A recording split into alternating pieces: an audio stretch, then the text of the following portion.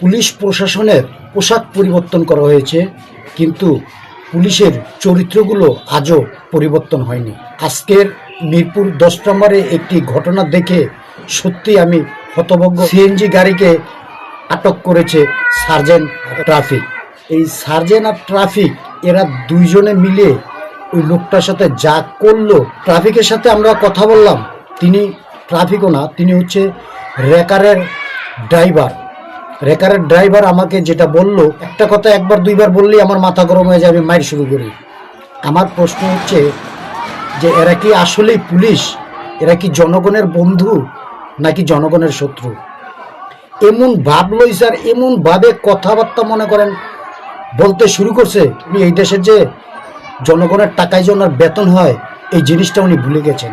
একজন বৃদ্ধ লোক ওনার পায়ে ধরছে, ভাই আমার মাফ করে দেন, কিন্তু ওই বৃদ্ধ লোকটারে যেভাবে ধাক্কা দিছে রেকারের হাবিলদার 2-3টা ধাক্কা মারছে। তখন আমি জিজ্ঞেস করলাম যে ভাই, আপনি যে ওনার সাথে এইভাবে ব্যবহারটা করলেন, এই আচরণটা করলেন, এটা কি ঠিক হয়েছে? উনি আমাকে যেটা বললো যে আমার সাথে একই কথা যদি একবার দুইবার তিনবার বলে আমার মাথা গরম হয়ে যায়। ওনার ভাগ্য ভালো যে আমি ওনারে মারি নাই। এই কথার প্রসঙ্গে আমি বললাম যে একজন বৃদ্ধ মানুষকে আপনি কি মারতে পারেন? উনি কয় আমি পারি, উনি বলে আমি পারি। তো আমার কথা হচ্ছে যে এই ধরনের যে পুলিশগুলো ছিল এরাই কিন্তু আওয়ামী লীগের আমলে ছাত্র জনতা এবং বিএনপির নেতাকর্মীদের উপরে আক্রমণ করেছেন।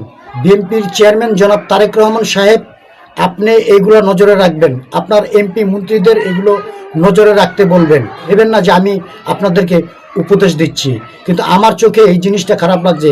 যারা ওইখানে ছিল পথচারী, তারা সবাই বলছে এই কাজটা খারাপ হয়েছে।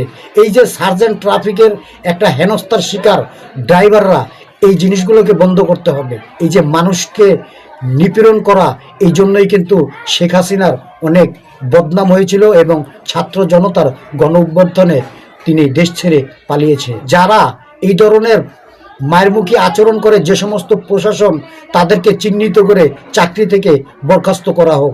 কারণ এই দেশে অনেক শিক্ষিত মানুষ আছে যারা চাকরির জন্য ঘুরছে।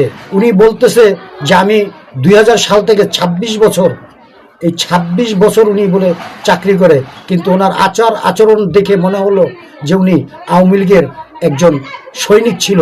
তবে যাই হোক, বাংলাদেশ জাতীয়তাবাদী দল বিএনপির চেয়ারম্যান জনাব তারেক রহমান, ওনার উদ্দেশ্যে আমি একটি কথাই বলবো, এই সমস্ত প্রশাসনকে চোখে চোখে রাখতে হবে, কারণ এদেরকে চাকরি থেকে বরখাস্ত করতে হবে। তা না হলে এই দেশে প্রত্যেকটা মানুষই যখন নির্যাতনের শিকার হবে এই প্রশাসনের কাছে, তখন আমি বলবো যাতে বিএনপির কোনো বদনাম না হয়। কারণ গত 17 বছরে আমরা দেখেছি আন্দোলন সংগ্রামে কত নেতা কর্মীদের যেভাবে নির্যাতন নিপীড়িত করছে এই প্রশাসন, সেই প্রশাসনই এখন তো চাকরিতে বহাল আছে।